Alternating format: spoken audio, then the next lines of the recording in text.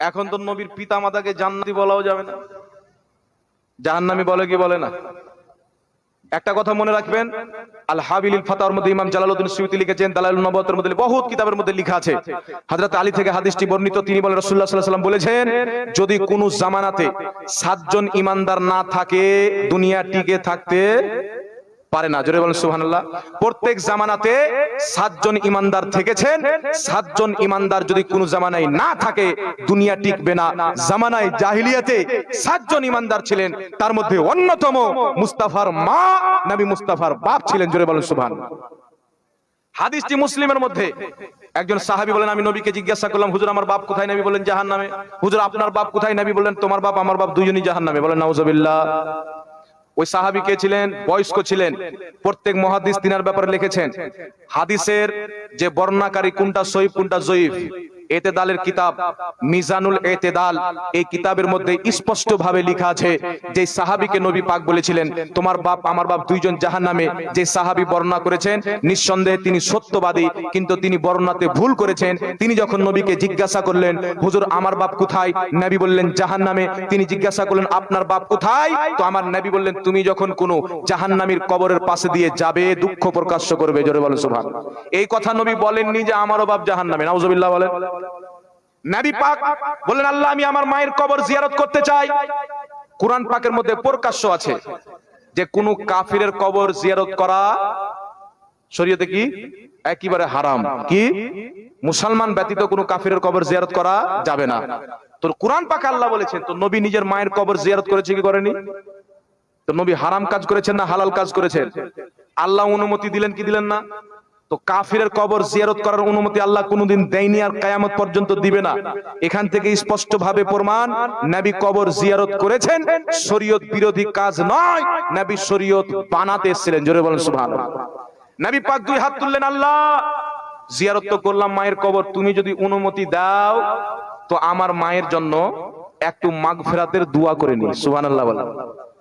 আল্লাহ বললেন মাহবুব খবরদার না, খবরদার দোয়া করিও না। তো হাদিসের মধ্যে আছে কোন কাফিরের জন্য মাগফিরাতের দোয়া করা যাবে না। তারা বলছেন নবী পাকের মা কাফির ছিল, তাই আল্লাহ দোয়া করতে নিষেধ করে দিলেন। বলেন নাউজুবিল্লাহ। কিন্তু ফুকাহায়ে কিরাম কি বলে শুনো, নবী বললেন আল্লাহ জিয়ারত করতে চাই, জিয়ারত হলো আল্লাহ মায়ের মাগফিরাতের দোয়া করতে চাই। আল্লাহ বললেন মাহবুব মাগফিরাতের দোয়া তার জন্য করা হয় যার গুনাহ থাকে, যার পাপ থাকে, যার খারাপ কাজ থাকে। তোমার মায়ের জন্য তুমি মাগফিরাতের দোয়া করার অনুমতি চাচ্ছ, আমি আল্লাহ যদি অনুমতি দিই কিয়ামত পর্যন্ত বিশ্ববাসী বলবে মুহাম্মাদের মা গুনাহগার ছিল, মুহাম্মাদের মা সিয়েকার ছিল, মুহাম্মাদের মা পাপী ছিল। তাই বলছেন মাহবুব তোমার মায়ের মাগফিরাতের দোয়া কি করবে? কিয়ামতের ময়দানে তোমার মায়ের আঁচলের ওসিলাতে আমি আল্লাহ তোমার কোটি কোটি গুনাহগার উম্মতকে জান্নাত দান করব। জোরে বলুন সুবহানাল্লাহ। আল্লাহু আকবার। নারায়ে রিসালাত, উলামায়ে আহলে সুন্নাত, নারায়ে তাকবীর, নারায়ে রিসালাত। তোমার মায়ের আঁচলের বরকতে তোমার কোটি কোটি উম্মতকে জান্নাত দান করব। তোমার মায়ের মাগফিরাতের দোয়ার প্রয়োজন নাই, কারণ তোমার মা তো অলরেডি জান্নাতি মা। জোরে বলুন সুবহানাল্লাহ। না আমিনার চলাতে কোনো ত্রুটি আছে, না বলাতে কোনো ত্রুটি আছে। তিনি জিন্দেগিতে পুতের পূজা করেননি, তিনি জিন্দেগিতে মূর্তি পূজা করেনি। কিয়ামত পর্যন্ত কেউ যদি নবীর মা বাপের ব্যাপারে প্রমাণ করতে পারে যে মূর্তি পূজা করেছেন, 1 লক্ষ টাকা পুরস্কার দেওয়া হবে। আল্লাহর কসম খেয়ে বলি, নবী মুস্তাফার পিতা যখন জন্মগ্রহণ করলো আব্দুল মুত্তালিব বললো কেউ লাতের পূজা করে, যে কাবা ঘরের মধ্যে মূর্তি ছিল লাত মানাত উজ্জা।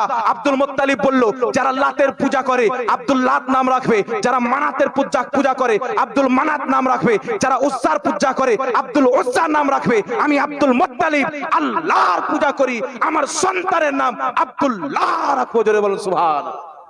আমার সন্তানের নাম কি রাখবো? আব্দুল্লাহ রাখবো, কারণ আমি আল্লাহর পূজা করি। সুবহানাল্লাহ বলে। মাওয়াহিদ ছিলেন, দ্বীনে হানিফকে মাননেওয়ালা ছিলেন। নবীর মাও জান্নাতি, নবীর বাপ জান্নাতি। জোরে বলুন সুবহানাল্লাহ।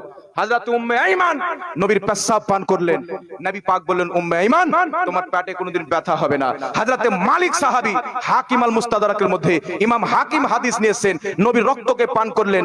সাহাবী বললেন হুজুর আপনার রক্ত মালিক পান করেছেন। নবী বললেন দুনিয়াতে যদি চলাফেরা করনেওয়ালা ব্যক্তি দেখতে চাও আমার মালিককে দেখো, কারণ যার মধ্যে আমি নবীর রক্ত চলে যায় যায়, জাহান্নামের আগুন তার প্রতি হারাম হয়ে যায়। জোরে বলেন সুবহানাল্লাহ। আম্মাজান আয়েশা নবীর রুমালকে আগুনের মধ্যে ফেলে দিলেন। একজন সাহাবী দেখছেন, কিছুক্ষণ পর রুমালটাকে তুললেন, কোনো নোংরা ছিল না, একেবারে পরিষ্কার। জিজ্ঞাসা করলেন উম্মুল মুমিনিন, সবারই জিনিস তো আগুনে জ্বলিয়ে দেয়, কিন্তু এই রুমালকে তো আগুন পরিষ্কার করে দিল। আম্মাজান আয়েশা বলছেন, যে এই জিনিসের নবীর সঙ্গে সম্পর্ক হয়ে যায়, দুনিয়ার আগুনও হারাম হয়ে যায়, জাহান্নামের আগুনও হারাম হয়ে যায়।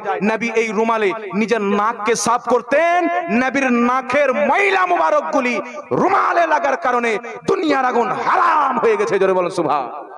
নবী পাক সাহিবুল আওলাদ সাল্লাল্লাহু আলাইহি ওয়াসাল্লাম নিজের থুথু মুবারক গন্ধ কূপে ফেলে দিলেন, কূপের পানি মিষ্টি হয়ে গেল। নবীর রক্ত পান করলেন, জাহান্নামের আগুন হয়ে গেল। নবী নাক সাফ করলেন, দুনিয়ার আগুন হারাম হয়ে গেল।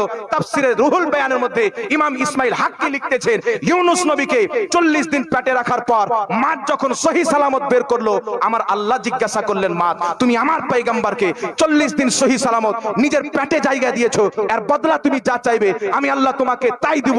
মাছ বলেছিল, আল্লাহ তোমার নবীকে আমার গর্ভে রেখেছি, তুমি যদি আর লাভ দিতে চাও, এর বদলা দিতে চাও, আমাকে জান্নাতের হাউজে কাউসারে রেখে দাও। জোরে বলেন সুবহানাল্লাহ।